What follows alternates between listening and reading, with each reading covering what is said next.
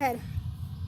Well, my name is Rita Haggert, and according to Mary, who was my fifth grader, who's. Fourth. Do you have any questions for me, Mary? Well, why are you a Democrat, Rita? I was a Democrat from the womb. My father was an immigrant from Greece. Both my parents were immigrants, and he used to always say that it's the Democrats who took care of the working people. So I didn't know there was anything but blue. Do you So, want to tell them about that story when you came home from school with that button? yeah. At one time when I was a little girl, it was when Eisenhower was running, and I came home with a "I like Ike" button, and my father said, "Why? Where did you get that?" I said, "All the kids have them," and he took it off of me gently and said, "Not my kid." So I've been. Let's see, we didn't get to vote until we were 21 years old. So, but I did a lot with the Democrats before that. We used to go door to door, help them out. I think it was in the 70s we figured out the other day in 71 that people were able to vote at 18. But we weren't able to vote till we were 21. We could go in the service, we could do other things, but we couldn't vote. So I was born when FDR was president. I remember my father when Truman ran, and they announced that Dewey had won, and my father said, "No, the West hasn't voted yet."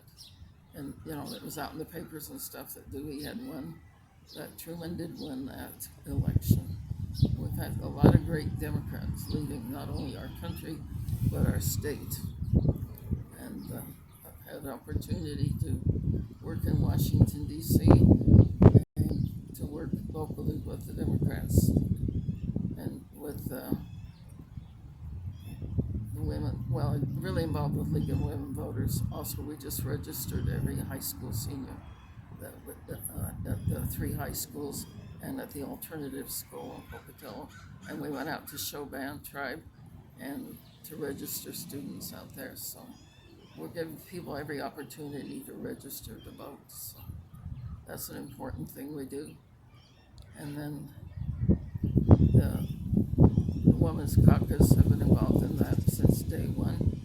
And I received a state award from the Women's Caucus for our work in this area.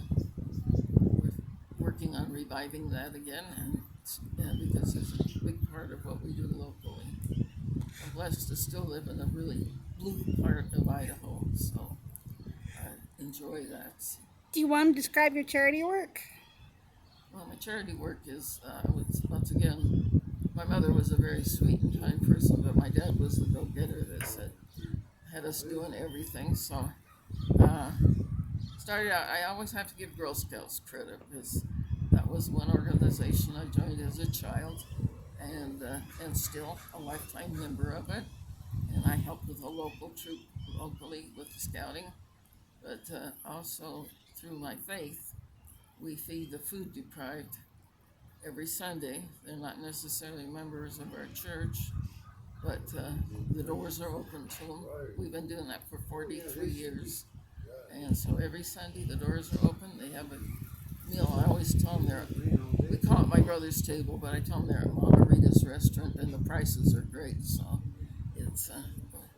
it's really brought a lot of joy to my heart to see people that can't make it every week of the month have some place that they know they can come.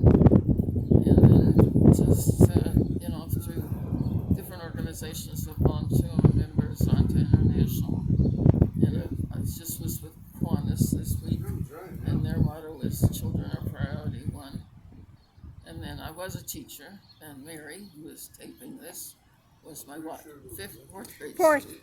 Fourth grade student. So we've been continuing to be together with the Democratic Party, and I appreciate that and all her work she's done, not only for the party but for Legal Women Voters. And I'm really humbled that there thinks enough of me to acknowledge some of the things I've done. I'm not a person that toots on my horn. I just do what I see needs to be done. My leadership style is, you come and we'll do it together. So I was president of the local uh, PEA chapter, IEA, NEA, and so very involved with the teachers union. Does anything you want to tell people that they don't already know? They don't already know. Well, I'm 80 and I'm still going. Okay. So I haven't given up yet. My knee's 80. We decided to come to the park today, and a nice day to have this talk, and look at that. This is Idaho. Pretty soon it's going to be raining and pouring.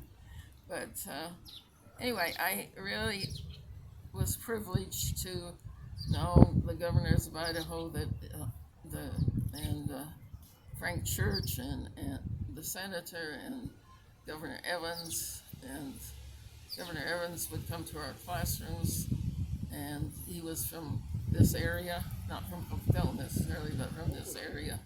And so I'm looking forward to us making this state purple, and that people will start using their heads and thinking what's best for everybody. So that's my goal before, and trying to think what else I think about. I think that's good.